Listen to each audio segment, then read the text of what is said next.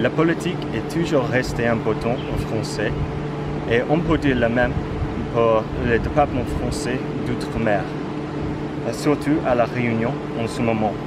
Il existe une atmosphère très tendue ici pendant les derniers mois et quelques événements en réaction à la politique ont eu lieu.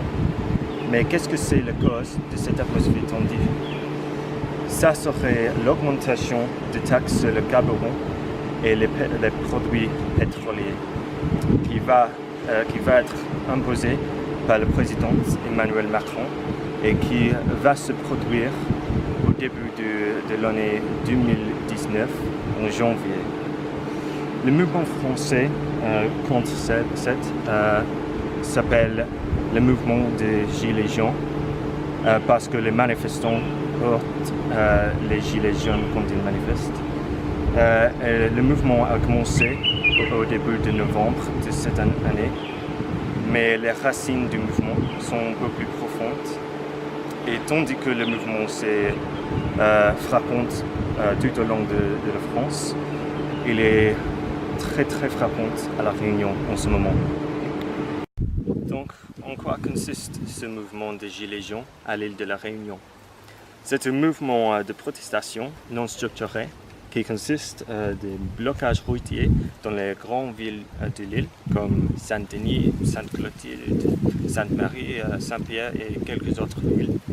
La fermeture de l'université de l'île et tous les campus universitaires de l'île aussi. La fermeture des grands supermarchés et aussi il y a un grand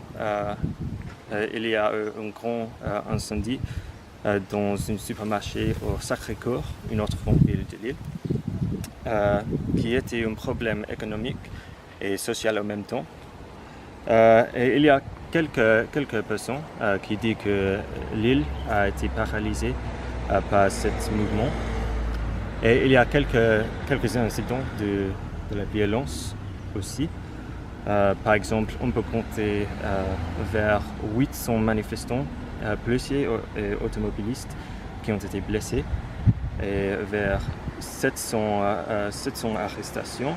Et malheureusement, il y a eu 2 morts aussi.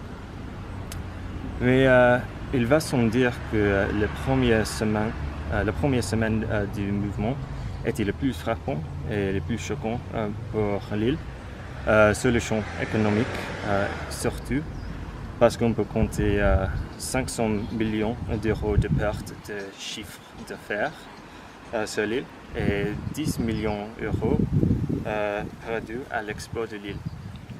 Il y a 2 jours que ces rues étaient complètement vides, sauf les automobiles policiers à cause des blocages routiers à Saint-Denis. Mais on peut voir toujours les voitures qui affichent les gilets jaunes. Il y avait même un couvre-feu sur le conduit du lit entre 20h et 6h du matin.